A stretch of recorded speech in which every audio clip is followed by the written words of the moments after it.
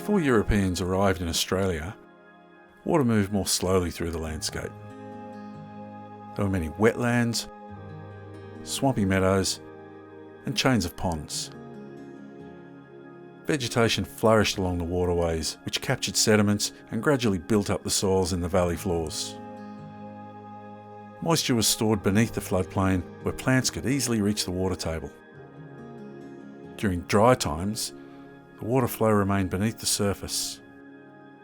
In wet times, the flow spread out across the floodplain and valuable nutrients were captured and recycled by the dense vegetation. These rich, fertile floodplains were widespread.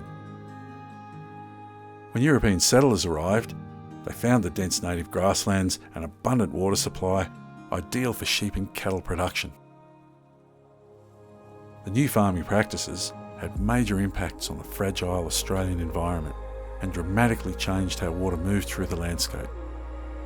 Trees were cleared and grasslands were grazed to the ground, removing the very vegetation that had slowed the water flow and built the fertile floodplains in the first place.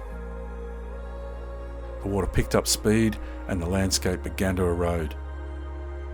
Incisions cut deeply into the fertile soils, taking the nutrients and sediments with it. The newly formed erosion channels acted as drains, dropping the water table to the channel floor and drying out the wetlands. The continuous channels concentrated the water flow and made it faster.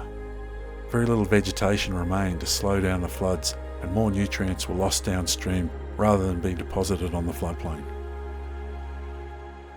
Similar processes have occurred across Australia, with incised streams flowing faster and with more energy, continuing to strip away valuable soil, organic matter and nutrients as they go. At the Malune Institute, we strive to restore the original landscape function that produced the fertile valley floors discovered by the early settlers. A pilot project undertaken in 2005 by Tony Coote and his wife Tony, along with innovative landscape thinker Peter Andrews, has been a great success. Leaky weirs were installed along a 3-kilometre stretch of Malune Creek, and vegetation planted to slow the flow and reinvigorate the floodplain.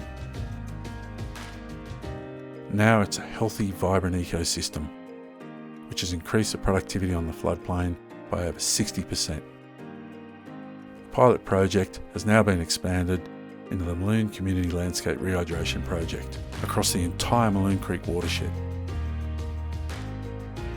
The Malune Institute is working with 20 landholders along 50 kilometres of creek and over 23,000 hectares. The new project has been recognised by the United Nations Sustainable Development Solutions Network to help in the development of guidelines for sustainable, profitable and productive farming. The Malune Institute aims to help other communities rehydrate 100 landscapes across Australia by inspiring them and equipping them with the skills to rehydrate their own catchments. Our vision is to see thriving, resilient landscapes, rich in soils and biodiversity, providing water and food security for all Australians.